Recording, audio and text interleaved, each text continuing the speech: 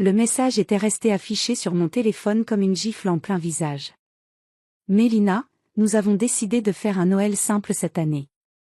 Juste nous et tante Carole. Tu comprends, n'est-ce pas? Nous avons entendu dire que les choses avaient été difficiles pour toi. On t'aime. Je fixai ces mots jusqu'à ce qu'ils se brouillent. Je les relus 1 fois, 2 fois, 3 fois, espérant que leur sens changerait d'une manière ou d'une autre. Ma mère, toujours si prudente dans ses formulations, toujours si soucieuse des apparences. Les choses ont été difficiles. Voilà ce qu'elle avait entendu par la machine à ragots du quartier, par ma cousine Audrey qui vivait encore à 2 rues de chez eux, par ce jeu de téléphone déformé qui les avait convaincus que leur fille était fauchée et peinait à joindre les 2 bouts. L'ironie en était presque drôle. Presque. S'ils m'avaient simplement demandé directement. S'ils avaient pris le téléphone au lieu d'écouter des murmures et des histoires rapportées. S'ils s'étaient demandé pourquoi j'avais été trop occupée pour venir les voir dernièrement, travaillant 18 heures par jour, prenant des appels à minuit avec des investisseurs dans différents fuseaux horaires. Je me tenais au milieu du salon de Montpentouse, les baies vitrées du sol au plafond donnant sur la ville scintillante en contrebas, et je me mis à rire. Vraiment rire. Le son rebondit sur le marbre, résonna dans l'espace ouvert qui m'avait coûté plus cher que la maison de mes parents. Un rire amer, tranchant, peut-être un peu déséquilibré. 5 ans. 5 années brutales, épuisantes, magnifiques à construire quelque chose à partir de rien. À commencer dans un débarras reconverti que j'appelais un bureau, à travailler jusqu'à ce que mes yeux brûlent et que mon dos hurle. À manger des nouilles instantanées pendant des mois en réinvestissant chaque centime dans l'entreprise. À apprendre à présenter, à négocier, à tenir tête dans des salles de conseil pleines d'hommes persuadés que j'étais là pour servir le café. 5 ans de sacrifices, de risques et de nuits blanches à me demander si j'allais y arriver. Et ils pensaient que je galérais. C'était la veille de Noël. J'avais un réfrigérateur rempli de nourriture coûteuse que j'avais prévu d'apporter chez eux, fromage d'importé, viande fine, des choses qui auraient fait s'exclamer ma mère. J'avais des cadeaux emballés dans un papier qui coûtait plus cher à la feuille que ce que je dépensais autrefois pour le déjeuner. J'avais un sapin de 6 mètres dans un coin, décoré par des professionnels parce que j'avais été trop occupée à finaliser un accord qui allait me rapporter 2 millions supplémentaires. Et je n'avais personne avec qui partager tout cela. Je m'approchai de la fenêtre et posai mon front contre la vitre glacée. En bas, la ville bougeait comme un organisme vivant, toute de lumière, de mouvement et de vie qui se déroulait sans moi. Quelque part là-bas, mes parents dressaient sans doute la table pour le lendemain, sortant la belle vaisselle, polissant l'argenterie, soulagés de ne pas avoir à gérer leur fille, en difficulté, et l'éventuel malaise que sa présence aurait pu créer. Ailleurs, d'autres familles se retrouvaient, riaient, étaient ensemble, créaient des souvenirs dont je ne faisais pas partie. La solitude me frappa alors. Vraiment. Comme un poids physique écrasant ma poitrine. J'avais été tellement occupée à prouver que je pouvais réussir, que je n'avais besoin de personne, que j'avais oublié ce que cela faisait d'être nécessaire. D'être désiré. De compter pour quelqu'un au-delà de ce que ma signature pouvait produire sur un contrat. C'est alors que je le vis. Un homme plus âgé, peut-être 60 ans, était assis sur un banc de l'autre côté de la rue, toute sa vie semblant tenir dans 2 sacs poubelles posés à côté de lui. Il portait un manteau qui avait connu de meilleures décennies, sa respiration visible dans l'air glacial comme de petits nuages prouvant qu'il respirait encore, qu'il existait encore. Il ne demandait pas d'argent. Il ne tenait pas de pancarte. Il était simplement là, immobile, regardant les gens passer en hâte avec leurs sacs de courses, leurs projets et leurs destinations. Totalement invisible au tourbillon de Noël autour de lui. Quelque chose se serra dans ma poitrine. L'idée me frappa comme un éclair. J'attrapai mon manteau et sortis avant de pouvoir me raisonner. Le froid me mordit le visage lorsque je traversai la rue. L'homme leva les yeux quand je m'approchai, la méfiance dans le regard, cette expression universelle de quelqu'un qui a été déçu trop souvent, qui s'attend au pire parce que le pire est généralement ce qu'il reçoit. « Bonjour », dis-je, soudain consciente de l'absurdité de ce que j'allais dire. « Je m'appelle Mélina. J'habite dans cet immeuble. » Je pointai Montpentouse, ses lumières chaudes brillant dans le ciel sombre. J'ai beaucoup trop de nourriture pour une seule personne et je me demandais, est-ce que vous aimeriez dîner avec moi demain pour Noël? Un vrai repas à table, tout ce qu'il faut.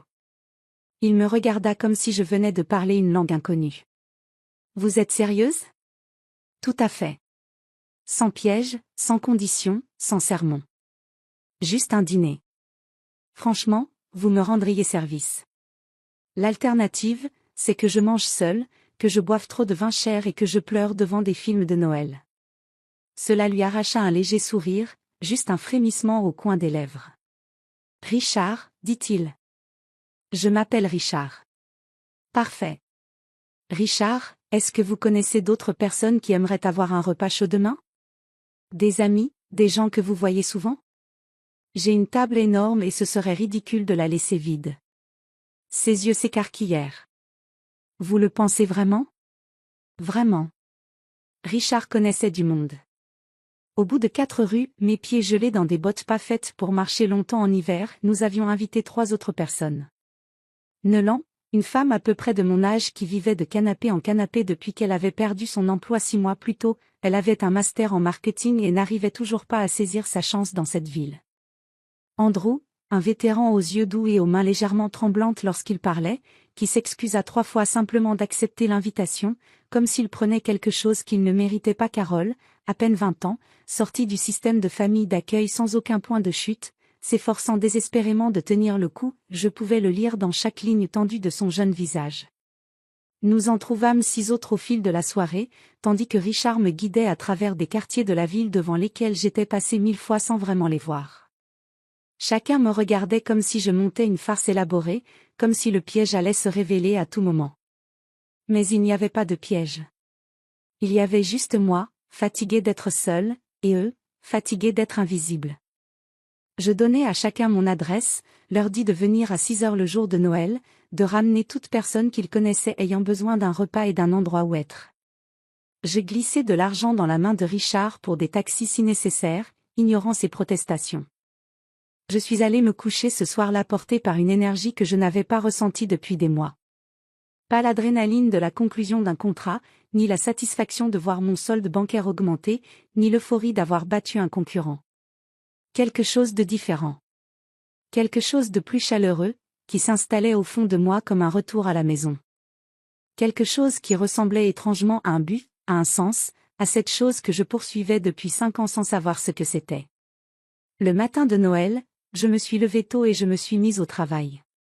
Je ne suis pas une grande cuisinière, la plupart des soirs, je survis grâce aux plats à emporter entre des visioconférences avec Tokyo et des relectures de contrats, mais je sais suivre des instructions. La dinde est allée au four. J'ai épluché les pommes de terre, les mains crispées par ce travail auquel je n'étais pas habituée. La table de la salle à manger, qui accueillait d'ordinaire mon ordinateur portable et des tasses de café éparpillées, était dressée avec de vraies assiettes, de vrais couverts, de vraies serviettes en tissu que j'avais oublié posséder. J'ai même allumé des bougies, de vraies, qui ont rempli l'espace d'une odeur de cannelle et de pain. À 17h45, la sonnette a retenti. Richard se tenait là, vêtu des mêmes vêtements que la veille, mais il avait clairement fait un effort, son visage était propre, ses cheveux peignés en arrière avec de l'eau probablement glacée. Il me tendit une fleur unique, fanée, aux pétales brunis sur les bords mais dont le cœur conservait une touche de jaune obstiné. Je l'ai trouvée poussant dans une fissure du trottoir, dit-il. Je me suis dit qu'elle méritait d'être quelque part de jolie. J'ai pris cette fleur comme si elle était en or. Comme si c'était le bouquet le plus cher qu'on m'ait jamais offert. Parce que, d'une certaine manière, c'était le cas. À 6h30, ils étaient tous là.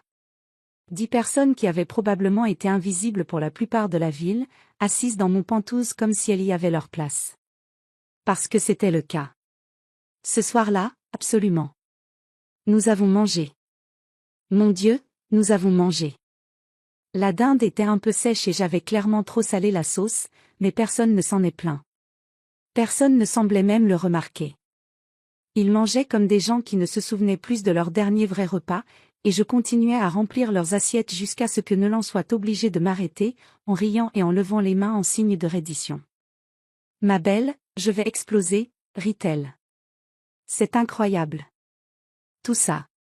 Ce n'est que de la nourriture, dis-je. Non. » Andrew posa sa fourchette, et la pièce devint silencieuse. Ce n'est pas juste de la nourriture. C'est le fait d'être vu.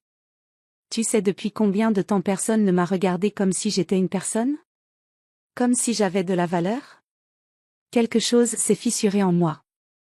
Quelque chose que je maintenais en place à coup de volonté, de détermination et de cette croyance que le succès signifiait ne jamais montrer de faiblesse. J'ai dû m'excuser et aller dans la cuisine, faire semblant de vérifier le dessert pendant que je retenais des larmes brûlantes qui montaient trop vite.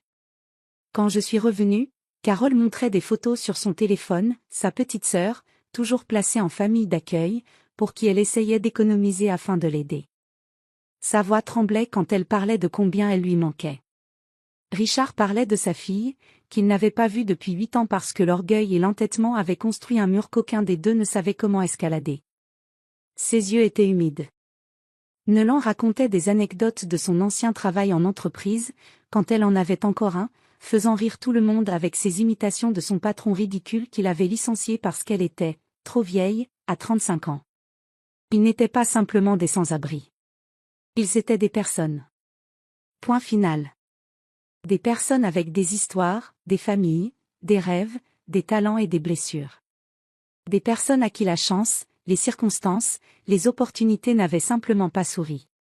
À un moment donné, Audrey, ma cousine Audrey, celle qui vivait près de chez mes parents, est passée dehors. Je l'ai vue s'arrêter net, faire un double regard vers mes fenêtres. Elle a sorti son téléphone. Je l'ai regardée prendre des photos, je pouvais presque voir les rouages tourner dans sa tête. J'aurais dû fermer les rideaux. Je ne l'ai pas fait. Après le dîner, nous avons joué à des jeux. Des jeux de société ridicules que j'avais achetés des années plus tôt dans un élan d'optimisme et jamais ouverts. Nous avons regardé Maman, j'ai raté l'avion sur mon immense télévision, tout le monde citant les répliques, riant des mêmes blagues qu'ils avaient probablement vues 100 fois. Richard s'est endormi sur mon canapé vers 10 heures, et j'ai posé sur lui un plaid en cachemire, le même pour lequel j'avais hésité longtemps parce qu'il coûtait $800 et me semblait absurdement extravagant. C'étaient les $800 les mieux dépensés de ma vie. Vers minuit, les gens ont commencé à partir. J'ai donné mon numéro à tout le monde, je leur ai fait l'enregistrer dans leur téléphone. J'ai glissé de l'argent dans leurs mains malgré leurs protestations, malgré leurs tentatives de refus. Je leur ai dit de m'appeler s'ils avaient besoin de quoi que ce soit. De quoi que ce soit. Andrew fut le dernier à partir. À la porte, il m'a serré fort dans ses bras, et je l'ai senti trembler. Tu n'as aucune idée de ce que ça représente, murmura-t-il contre mon épaule. Nous tous, on est habitués à être des problèmes. Des fardeaux. Des choses que les gens veulent réparer ou éviter. Tu nous as fait sentir comme des invités. Comme si on valait quelque chose. Après leur départ, je me suis assise dans mon pantouse vide, entourée de vaisselle sale, de papier cadeau et de l'odeur persistante de la dinde et des rires qui semblaient encore flotter dans l'air. Je me sentais plus comblée que je ne l'avais été depuis 5 ans. Plus comblée que n'importe quel contrat. Mon téléphone a commencé à sonner à 7 heures du matin. Ma mère. Mon père. Mon frère. Audrey. Des amis dont je n'avais pas entendu parler depuis des mois. Des collègues. Des clients. Des numéros que je ne reconnaissais même pas. Apparemment, Audrey avait publié quelque chose. Des photos prises depuis la rue, les fenêtres de mon pantouse illuminées, la table visible, la célébration évidente. Elle avait écrit une légende sur l'esprit de Noël, et un ange parmi nous, et tagué tous les médias locaux auxquels elle avait pensé. C'était devenu complètement viral. Des milliers de partages. Des centaines de commentaires. Des gens me qualifiant d'inspirante, d'héroïne. Les médias appelaient. Une chaîne de télévision locale voulait une interview. Quelqu'un avait lancé une cagnotte en ligne à mon nom, ce que je n'avais absolument pas demandé et que j'ai immédiatement reversé à un refuge pour sans-abri. Ma boîte mail débordait de messages d'inconnus. Le message vocal de ma mère était particulièrement intéressant. Mélina, chérie, nous avons vu ce que tu as fait. C'est merveilleux, ma chérie. Tellement généreux. Écoute, à propos de Noël, il y a manifestement eu un malentendu. Nous ne savions pas, enfin, nous pensions, rappelle-nous. On t'aime. Sa voix avait cette prudence qu'elle prenait quand elle essayait de sauver la face. quand elle réalisait qu'elle avait fait une erreur sans parvenir à s'excuser vraiment. Je l'ai supprimé. Celui de mon père était plus simple, il faut qu'on parle. Je l'ai supprimé aussi. À la place, j'ai appelé Richard. Puis Nolan. Puis Andrew, Carole, et tous les autres. Dîner du lendemain de Noël, ai-je dit. Chez moi. Même heure. Et amener toute personne qui a besoin d'un repas. La viralité a ceci de particulier, elle révèle qui sont vraiment les gens. Soudain, tout le monde voulait être associé à cette histoire qui fait du bien. Mes parents se sont présentés à mon immeuble, sans prévenir, avec un panier de fruits et des excuses qui semblaient étrangement répétées. Le portier a appelé pour me prévenir, et j'ai dit que je n'étais pas disponible. Des journalistes campaient dehors. Des inconnus envoyaient des fleurs, des lettres et même des demandes en mariage de la part d'hommes qui voulaient une femme généreuse, mais qui avaient clairement manqué l'essentiel. Ils sont tous complètement passés à côté de l'essentiel. Il ne s'agissait pas de générosité, ni de charité, ni de jouer les saints. Il s'agissait d'en avoir assez de manger seul. Il s'agissait de réaliser que j'avais bâti un empire, mais oublié de construire une vie. Il s'agissait de 10 inconnus qui, en une seule soirée, m'ont montré plus d'authenticité que tout ce que j'avais vécu en 5 ans de dîners d'affaires et d'événements de réseautage où tout le monde portait un masque. J'ai créé une fondation. J'ai engagé Richard comme consultant, il s'est avéré qu'il avait été travailleur social avant que sa vie ne s'effondre, et ses conseils étaient inestimables. Cet homme comprenait les systèmes, comprenait les gens, comprenait ce qui aidait réellement par opposition à ce qui faisait simplement se sentir bien les donateurs. J'ai aidé Nolan à se relever, à revenir sur le marché du travail avec une recommandation qui lui a ouvert des portes. J'ai mis Andrew en contact avec des services pour anciens combattants dont il ignorait l'existence, des services qui auraient dû le trouver depuis des années. Je suis devenue la mentor de Carole, et je l'ai regardé commencer le Community College grâce à une bourse que j'ai discrètement financée. Mon entreprise continuait de grandir, mais ce n'était plus ce qui me définissait. Mes parents ont fini par cesser d'appeler. Je pense qu'ils ont compris que je n'avais pas besoin de leur approbation ni de leur acceptation tardive. Je pense qu'ils ont réalisé que leur fille était devenue quelqu'un qu'ils ne reconnaissaient plus, quelqu'un qui avait dépassé la petite vie prudente qu'ils avaient imaginée pour elle. Quelqu'un qui avait trouvé quelque chose de plus grand que leur définition étroite du succès. Et c'est très bien ainsi. Je leur ai pardonné, à ma manière. Mais je n'ai pas oublié. 1 an plus tard, j'ai organisé un autre dîner de Noël. Mais cette fois, 50 personnes sont venues.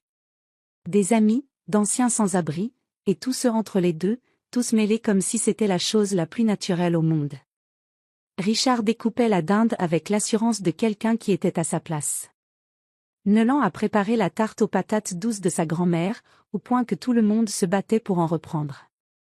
Andrew a appris à tout le monde des chansons militaires à boire, totalement inappropriées mais absolument hilarantes, et personne ne s'en est plaint.